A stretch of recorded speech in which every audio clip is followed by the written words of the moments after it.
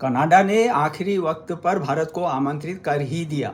यह कदम कनाडा की कूटनीतिक मजबूरी और वैश्विक रणनीति में भारत की अपरिहार्यता को तो दर्शाता ही है, साथ ही यह नई दिल्ली के बढ़ते वैश्विक कद का भी परिचायक है और इस तथ्य की भी पुष्टि करता है कि भारत को साथ लिए बिना दुनिया के सबसे ताकतवर और अमीर देशों के लिए भी अपने एजेंडे पर आगे बढ़ना मुश्किल होगा। कनाडा के प्रधानमंत्री मार्क कार्नी पर खालिस्तान समर्थक संगठनों का बेहद दबाव था कि वे भारत को G7 के शिखर सम्मेलन में आमंत्रित न करें, लेकिन कार्नी को अंतर्राष्ट्रीय संगठन organisation for economic cooperation OECD की इस चेतावनी के समक्ष झुकना पड़ा कि कनाडा की अर्थव्यवस्था को अगर पटरी पर लाना है तो भारत और चीन के साथ उसे मैत्रीपूर्ण संबंध रखने ही होंगे। यही नहीं, मंच के बाकी सदस्य देश भी भारत की भागीदारी चाहते थे और इसके चलते कनाडा को झुकना पड़ा।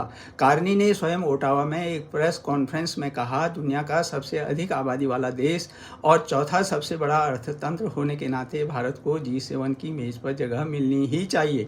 वैसे भी भारत को 2019 से नियमित रूप से G7 में आमंत्रित किया जाता रहा है। 2020 को छोड़कर प्रधानमंत्री नरेंद्र मोदी हर बार इसमें शामिल हुए।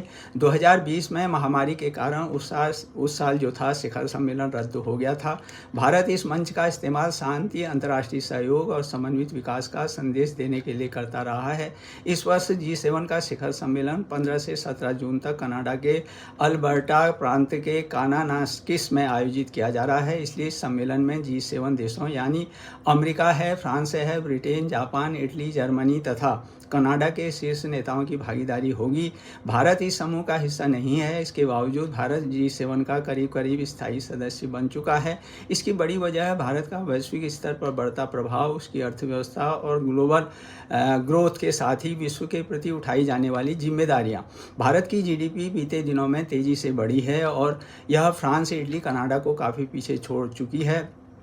इतना ही नहीं, भारत एक लोकतांत्रिक देश है, इसलिए G7 भारत को हर बार बुलाता है और उससे बातचीत करना चाहता है। भारत हमेशा ही कनाडा के साथ आपसी सम्मान व साझा हितों के मार्गदर्शन में मिलकर काम करने का इच्छुक रहा है और 2023 में तत्कालीन कनाडाई प्रधानमंत्री जस्टिन ट्रूडो द्वारा भारत पर खालिस्तानी नेता हरदीप सिंह निज्जर की हत्या में भारतीय एजेंसियों के लिप्त होने के आरोप के चलते पिछली कड़वाहट को भुलाकर कनाडा के साथ भारत संबंध सुधारने को तैयार है।